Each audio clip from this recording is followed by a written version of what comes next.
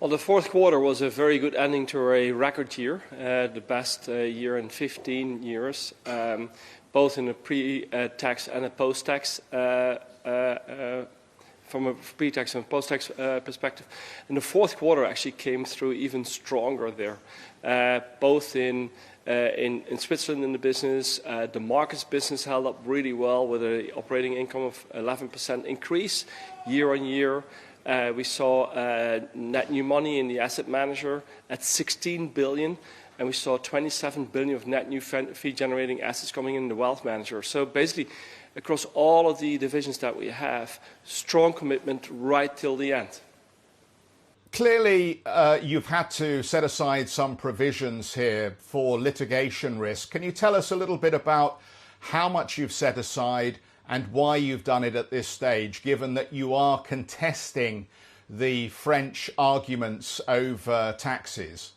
Yeah, so you're right. So if you look at our result, our net result comes out at 1.3 billion. That is after a $740 million provision that we took extra on the French case. We did appeal in the French case. We had 5 days to decide whether to appeal or not. Through appealing, we will preserve our rights. We're currently looking into the matter as to see how we can best do the technical and the real appeal. So we're looking at it. However, given the fact that you have another verdict here, we also looked at the overall case and whether we needed to change the provision that we already had.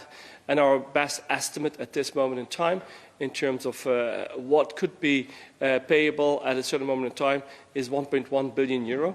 And therefore, we had to increase our provisioning by another 650 million euros, which is $740 million. Can I ask you, just going back to the numbers here, obviously the cost-income ratio in the 80s looks a little too high.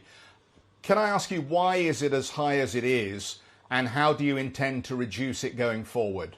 Jeff, I have to correct you there. Our cost-income ratio came out at just over 73%. And that is after the French case. So if we correct for the French case, it came out at 71%. So actually you see that our cost-income ratio is increasing and has been increasing over the last 2 years. And that is both on the income side, real good momentum on the income side, and very strict cost control. That's also why we feel comfortable that going forward we can keep that recipe of looking at new commercial opportunities and generating better income in our global wealth franchise, as well as maintaining the cost discipline going forward, and through that continue to improve our cost-income ratio. So Ralph, just to clarify, so that cost-income ratio line for the fourth quarter is including the litigation provision? It is.